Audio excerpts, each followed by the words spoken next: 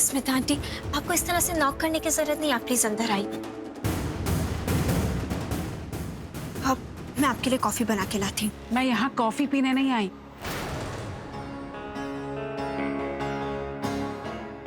Aunty क्या हुआ? आप शिवांश के घर गई थी ना, वहाँ पे क्या बात हुई, कुछ पता चला? पता चला, लेकिन जो पता करने गई थी ना उसका कुछ पता नहीं चला। वो ऐसे घुमा फिरा कर बात कर रहा था, हर बात हर शब्द को तीर की तरह छोड़ रहा था। मुझे पहेलियों में उलझा दिया उसने। उसकी बातें सुनकर ऐसा लग रहा था जैसे कि वो होश में ही नहीं है।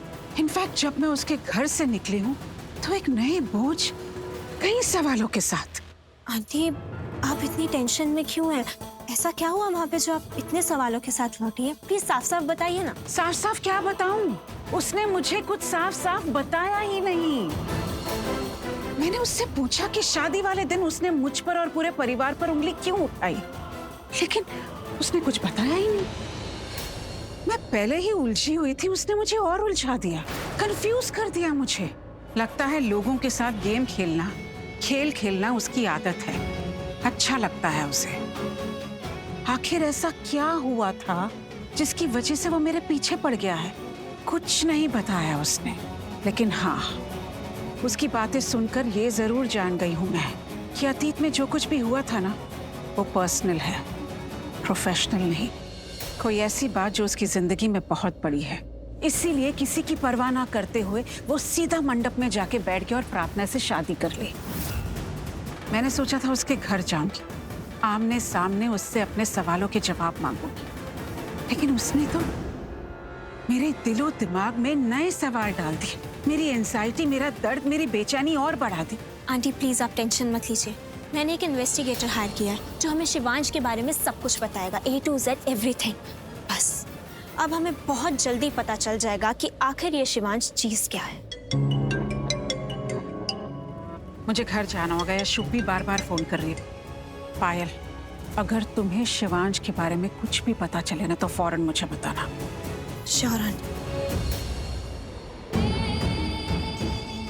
ये शिवांश ना पता नहीं अचानक से कहां से आ गया, उसने हमारा सारा प्लान खराब कर दिया।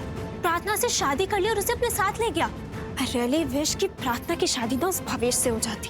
पता नहीं स्मिता आंटी का ऐसा कौन सा आदमी था जिसकी वजह से उसने प्रार्थना से शादी कर ली। वो तो इतना रिच है, इतना हैंडसम है। मैं जितना इस प्रार्थना के साथ बुरा करने की सोच रही हूँ ना, उसके साथ उतना ही अच्छा हो जाता है।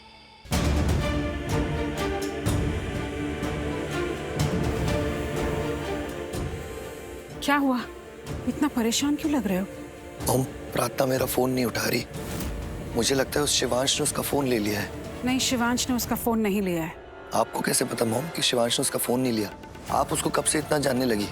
और जहाँ तक मैं जानता हूँ, आपने कहा था कि आप उससे संगीत में पहली बार मिली थी। हाँ, मैं संगीत में ही उससे पहली बार मिली थी, लेकिन आज मैं उसके घर गई थी। आप उसके घर क्यों गई थी मॉम? रौनक, क्योंकि मुझे अपने सवालों के जवाब चाहिए। मैं जानना चाहती हूँ शादी पे उसने ये सब क्यों कहा, क्यों मुझ पर, मेरे परिवार पर उंगली उठाई। मैं जानना चाहती हूँ कि अतीत में ऐसा क्या हुआ था कि वो मेरा इतना बड़ा दुश्मन बन बैठा है। क्या जवाब दिया उसने मॉम? उसने मुझसे कुछ नहीं कहा, लेकिन उससे बात करके, उससे मिलकर ये मैं जान गई हूँ कि वो बहुत बड़ा पागल है। उसका दिमाग खराब है, साइको है, सनकी है वो। मॉम, मुझे आपकी बातों पे बिल्कुल भरोसा नहीं है। आपने जो कुछ भी कहा ना, मैं नहीं मानता।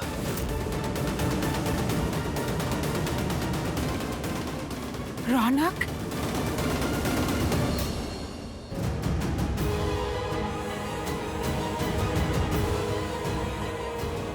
तुमने सुना रौनक क्या कह रहा था? आसमिता, इधर रौनक की बातों का बुरा मत मानो। हमारा बेटा टूट चुका है, दर्द में है, तकलीफ में। जो उसके साथ बीती है ना स्मिता, उसकी वजह से उसका दिल, उसका दिमाग उसके वश में नहीं है। उसकी तकलीफ को समझो, थोड़ा सा वक्त दे दो उसे, ठीक हो जाएगा रौनक। शिवांश, स्मिता जवेरी आई थी। आपसे किसने कहा? किसी ने भी कहा हो, मेरे सवाल का जवाब दे। स्मिता जवेरी यहाँ आई थी? कहाँ आई थी? किस लिए? यही जानने की मैंने ये शादी क्यों की, कि ऐसा भी क्या हुआ था अतीत में जो मैंने ये कदम उठाया। तो तूने क्या कहा? क्या कहता, उन्हें और उलझा के रख दिया। क्यों किया ऐसा? शिवांश, तूने प्रार्थना से शादी करके वैसे ही अपनी जिंदगी दांव पे लगा दी है, अपना करियर दांव पे लगा दिया है, अपना प्यार सोनालिका को दांव पे लगा दिया है, यहाँ तक कि अपने कैरेक्टर, अपने चरित्र को दांव पे लगा दिया है। अब वो औरत आई है पूछने के लिए कि तूने ये सब क्यों किया, तूने उसके बेटे को खून के आंसू क्यों रुलाए? इकलौते बेटे। हाँ, उसके इकलौते बेटे रौनक को खून के आंसू क्यों रुलाए? तो तू उसे बताता क्यों नहीं है? बिना बताए तुझे क्या हासिल होगा, क्या फायदा होगा, क्या कर लेगा तू? ये शादी करके क्या मिलेगा तुझे अगर तू उसे बताएगा नहीं कि तूने उसे बर्बाद क्यों किया है? तू उसे उसके दिए गए जख्मों का आईना दिखाता क्यों नहीं है शिवांश? तू उसे बताता क्यों नहीं है कि उसने तेरे साथ क्या किया है अतीत में? देख, यही सही वक्त है, बता दे, खत्म करे सबको। शायद आप सही कह रही हैं। शायद सच बताने का वक्त आ गया है, लेकिन इतनी आसानी से नहीं बताऊंगा, ऐसे अकेले में नहीं बताऊंगा। उनके सारे सवालों के जवाब पूरी दुनिया के सामने दूंगा, मैं उन्हें बर्बाद कर दूंगा,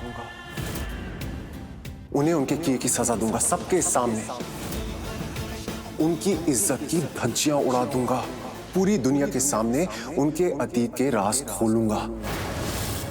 मैं उनको उनके कर्मों को छुपाने का एक मौका नहीं दूंगा।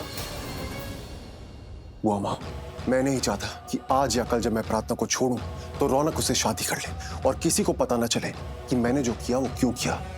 इसीलिए मैं सबके सामने स्मिता जवेरी के चेहरे से पर्दा उठाना चाहता हूं।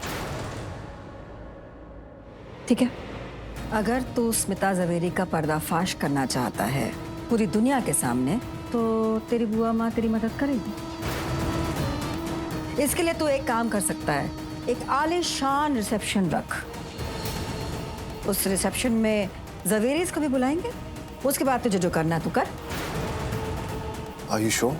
हाँ, आई एम श्योर, क्योंकि अगर स्मिता से बदला लेने के बाद ही तुझे शांति मिलेगी तो तेरी बुआ माँ तेरा साथ देगी बेटे।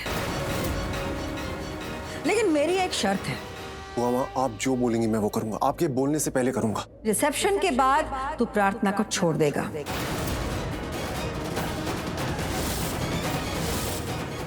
बुआ मां, आई एम सॉरी, मैंने आपसे पूछे बिना ये शादी करी।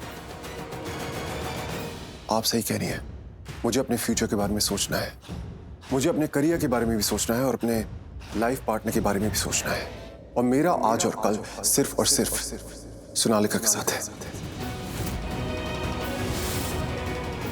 बुआ मां, ट्रस्ट मी, मेरे दिल में प्रार्थना के लिए कुछ भी नहीं है। मैं तो उस लड़की को जानता तक नहीं और ना ही उसके लिए कुछ महसूस करता हूं। आप जैसा कह रही हैं वैसा ही करूंगा। कल रिसेप्शन के बाद मैं प्रार्थना को छोड़ दूंगा। यही नहीं, उससे पूरी तरह रिश्ता तोड़ने का कोई ना कोई तरीका निकाल लूंगा।